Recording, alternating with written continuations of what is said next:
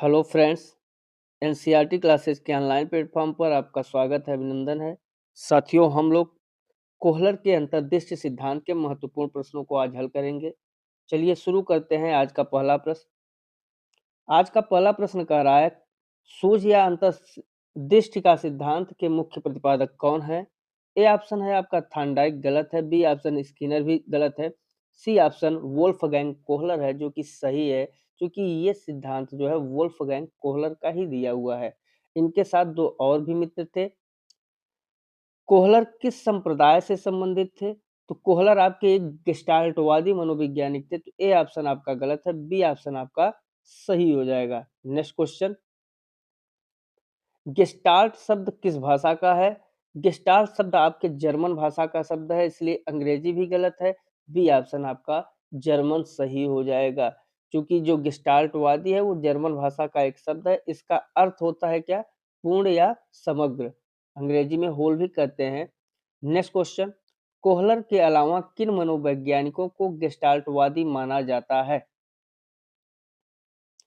तो A option कह रहा है कुफ्का और वर्दीमर। बिल्कुल, गेस्टाल्टवादी में यही तीन मनोवैज्ञानिक आते हैं, कोहलर, कुफ्का और वर्दीमर। वर्दीमर को गेस्टाल्टवाद का जनक भी कहा जाता है। तो ए ऑप्शन आपका सही हो जाएगा। नेक्स्ट क्वेश्चन, गेस्टाल्ट शब्द का अर्थ है अंश के रूप में, गलत है। मशीनी के रूप में भी गलत है। कौन सा? सी ऑप्शन आपका सही होगा, पूर्ण या समग्र के रूप में, एज अ होल।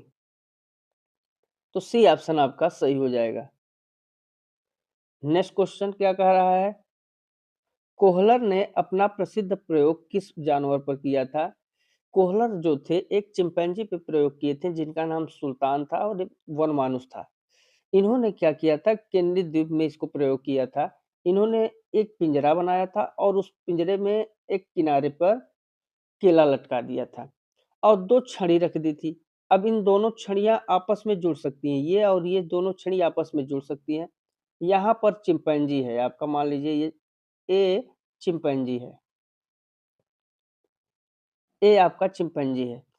अब चिंपैंजी इन केलों को तभी पाएगा जब इन दोनों छड़ियों को जोड़ेगा। तो कोहलर केवल यही जानना चाहते थे कि सुल्तान जो है अगर अपने सूझ का प्रयोग करेगा तो इन दोनों छड़ियों को जोड़ देगा, और जब इन दोनों छड़ियों को जोड़ देगा तो केले को प्राप्त कर जाएगा। तो यही इनका मेन प्रयोग था और सिद्धांत था। कौन सा? सी ऑप्शन आपका सही हो जाएगा। नेक्स्ट क्वेश्चन, कोहलर के प्रयोग में चिंपैंजी का नाम क्या था? सुल्तान था, इसलिए बी ऑप्शन आपका सही है। शेरू गलत हो जाएगा, मैक्स भी गलत, टाम भी गलत। नेक्स्ट क्या कह रहा है, सुल्तान के पिंजरे की छत पर क्या लटकाया गया था? सेब गलत है, अंगूर भी गलत है, केला लटकाया गया था, इसलिए सी ऑप्शन आपका सही हो जाएगा। नेक्स्ट, प्रयोग के दौरान सुल्तान ने केलों तक पहुंचने के लिए किसका सहारा लिया? अब देखिए, छड़ियां और बक्से का, रस्सी, सीढ़ी, अन्य चिंपैंजी, तो छड़ियों का सहारा लिया था, इसलिए आपका कौन सा सही होगा? आपका ए ऑप्शन सही हो जाएगा, क्योंकि उसने अपने सोच का प्रयोग किया और दिमाग के प्रयोग के साथ जो है उसने क्या किया कि छड़ियों का प्रयोग करके वो केले तक पहुंच गया। नेक्स्ट क्वेश्चन, जब सुल्तान ने दो छड़ियों को जोड़कर केला प्राप्त किया तो यह अधिगम की किस प्रक्रिया को दर्शाता है? प्रयास और त्रुटि को? नहीं। अनुकरण को भी नहीं। इंसाइट, सूझ को दर्शाता है, क्योंकि ये जो दो छड़ी हैं इन दोनों छड़ियों को जोड़ना पड़ता। जब ये दोनों छड़ी जुड़ती तब इस ढंग से छड़ी बन जाती। यहाँ पर केला है तो चिंपैंजी जो सुल्तान है वो पा जाता। इसलिए ये जोड़ना उसका क्या है? अनुकरण है कि प्रयास, त्रुटि है कि अनुकूलन है?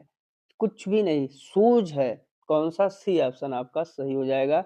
नेक्स्ट नेक्स्ट क्या कह रहा है, अंतर्दृष्टि सिद्धांत के अनुसार समाधान कैसे आता है? धीरे धीरे, गलत, सडनली आता है, अचानक आता है।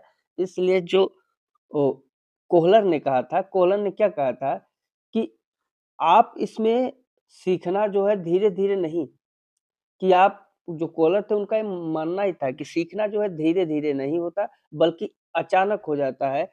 कौन सा? बी ऑप्शन आपका सही हो जाएगा। अभ्यास के बाद दूसरों को देखकर भी गलत है। नेक्स्ट, सीखने में सूझ कब उत्पन्न होती है? जब व्यक्ति के पास पूरी स्थिति का बोध हो, जब व्यक्ति बार-बार गलती करे, जब व्यक्ति को पुरस्कार मिले, जब व्यक्ति रट कर सीखे। रट कर सीखना भी गलत है, पुरस्कार मिलना तो सही है, लेकिन सबसे अच्छा देखें तो जब पूरी स्थिति का बोध होता है, वहाँ पर सूझ की स्थिति सबसे अच्छी उत्पन्न होती है।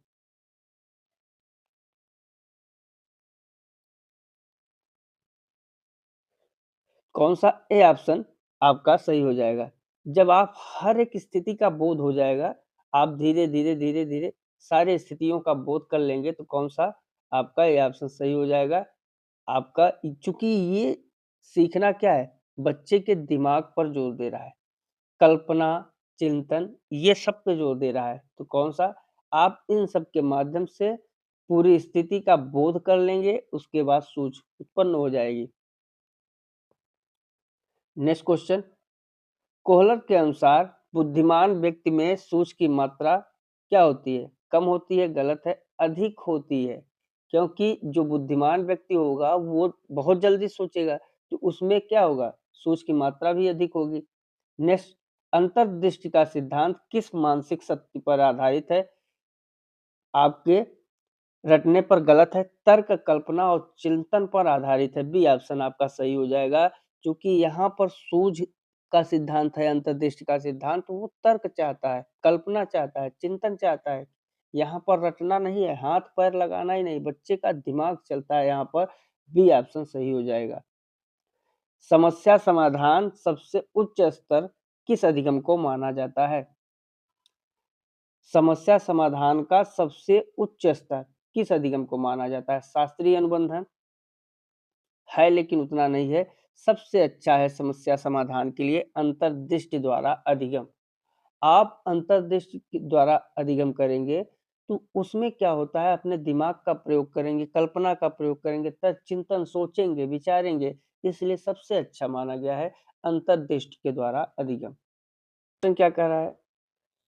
नेक्स्ट है आपका कोहलर का जो सिद्धांत है किन विषयों के शिक्षण में सर्वाधिक उपयोगी है। अब देखिए विज्ञान और गणित, ये विज्ञान और गणित में चूंकि रचनात्मक कार्य होते हैं इसलिए इसमें उपयोगिता है। अगर कठिन सवाल आए हुए हैं तो आप कैसे हल करेंगे? सूझ के साथ ही हल करेंगे ना, इसलिए आपका ये ऑप्शन सही है। साहित्य और संगीत में भी इस ये जो है सबसे अच्छा है, इसलिए ये भी सही है। कला और रचनात्मक कार्य सूझ ज़रूरी है, इसलिए पूरा डी ऑप्शन आपका सही है। उपर्युक्त सभी में कोहलर के सूझ का सिद्धांत उपयोगी होता है। नेक्स्ट क्वेश्चन यह सिद्धांत बालकों को किस तरह सीखने के लिए प्रेरित करता है? रट कर नहीं, स्वयं खोज करके डिस्कवरी लर्निंग। जब आप स्वयं खोजेंगे तो सूझ का प्रयोग करेंगे, अंतर्दृष्टि का प्रयोग करेंगे, इसलिए आपका बी ऑप्शन सही हो जाता है। दूसरों पर निर्भर होकर गलत है और दंड के डर से भी गलत हो जाएगा। कौन सा बी ऑप्शन सही है? विद्यालय में समस्या समाधान आधारित शिक्षा के लिए कौन सा सिद्धांत उपयोगी है? पावलोव का सिद्धांत से बेहतरीन कौन सा सिद्धांत है आपका?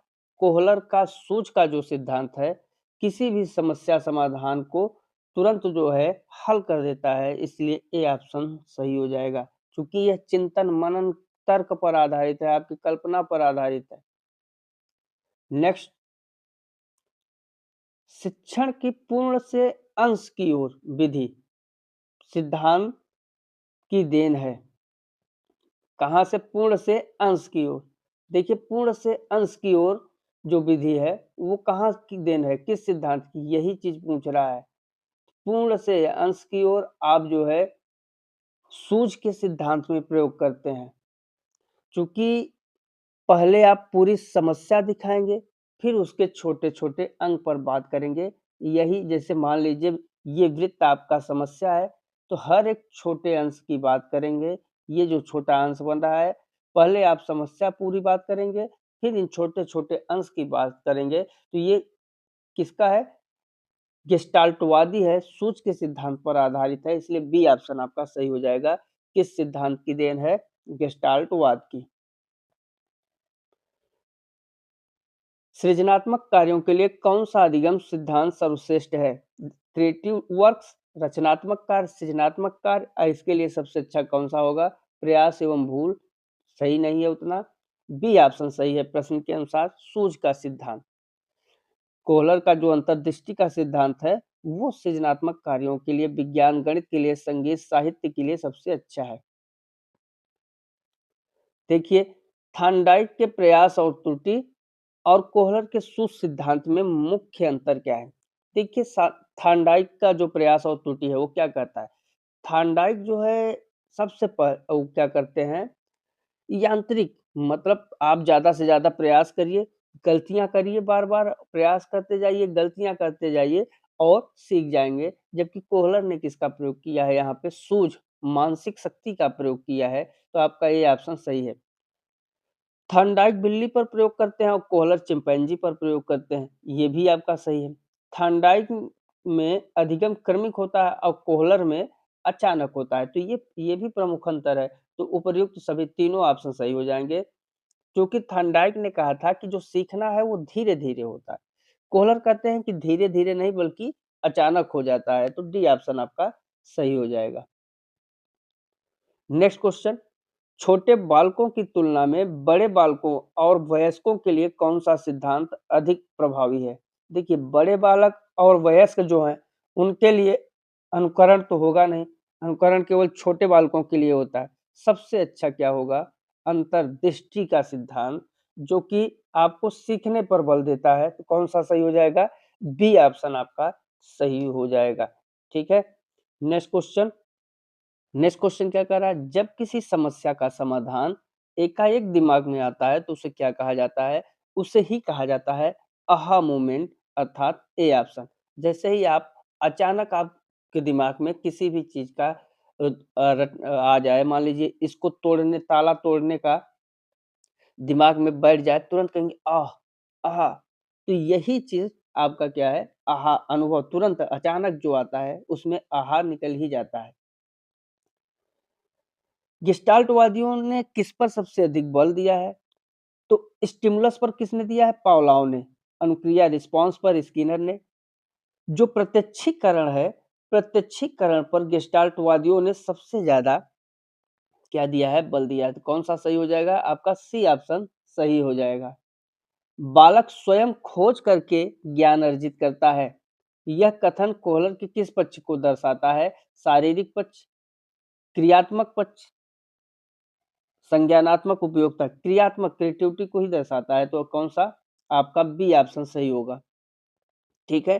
चूँकि बच्चा जो है स्वयं सीख रहा है, तो वो रचनात्मकता का कार्य कर रहा है ना, अपने सूझ से कार्य कर रहा है, तो कौन-सा सही हो जाएगा? आपका बी ऑप्शन सही हो जाएगा। नेक्स्ट क्वेश्चन, कोहलर ने अपनी पुस्तक मेंटालिटी ऑफ एप्स कब प्रकाशित की थी? उसके बारे में बात किया जा रहा है। तो वर्दीमर जो है, जो आपके हैं, वर्दीमर जो कि एक गेस्टाल्टवादी हैं, मनोवैज्ञानिक हैं, उनको गेस्टाल्टवाद का जनक भी कहा जाता है। लेकिन जो मेंटालिटी ऑफ एप्स पुस्तक है, ये 1917 में प्रकाशित की थी किसने? कोहलर ने। तो कौन-सा? बी ऑप्शन आपका सही है। ये सारे प्रश्न आने हैं। ऐसा एक भी प्रश्न नहीं है जो आपके टीईटी में आने योग्य नहीं है। टीईटी केवल फैक्ट्स को ही पूछता है। तो आप लोग पूरा का पूरा वीडियो ज़रूर देखिए। नेक्स्ट, सोच के लिए किस तत्व का होना अनिवार्य है? लक्ष्य, बाधा, तनाव, उपर्युक्त सभी। देखिए, जब आपके पास लक्ष्य होगा, तभी आप जो है कुछ सोचेंगे। आपके पास जो है बाधा का होना भी बहुत ज़रूरी है। अगर आप समस्या में ग्रसित ही नहीं होंगे, तो सूझ आपको कैसे आएगी?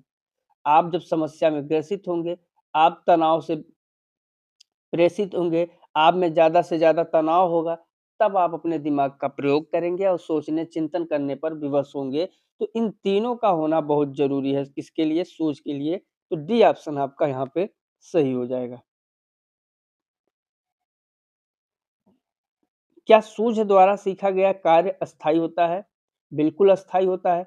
जब आप अपने सूझ से कार्य को सीखेंगे, तो वो क्या होगा? अस्थायी होगा, क्योंकि सारा ध्यान केंद्रित है, आपका एकाग्र है ना, एकाग्रता के द्वारा जो सीखा गया कार्य है, वो हमेशा अस्थायी होता है, इसलिए आपका ए ऑप्शन सही हो जाएगा। नेक्स्ट, डीप थिंकिंग गहन चिंतन किस अधिगम की मुख्य विशेषता है? सबको पता है सूक्ष्म।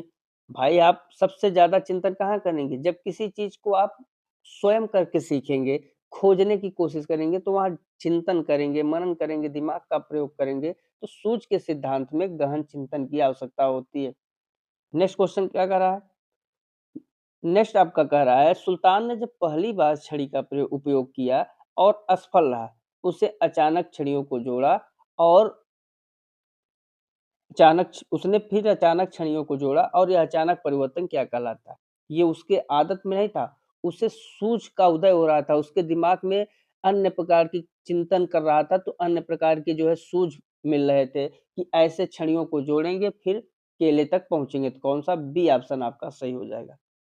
पूरा वीडियो ज़रूर देखिए, चैनल को सब्सक्राइब कर लीजिए, वीडियो को लाइक करिए, ज़्यादा से ज़्यादा लोगों के पास शेयर करिए, जिससे सभी लोग जो है वीडियो का लाभ उठा सकें। तो मित्रों आज बस इतना ही, मिलते हैं अगले वीडियो में, तब तक के लिए नमस्कार, जय हिंद, जय भारत, वंदे मातरम।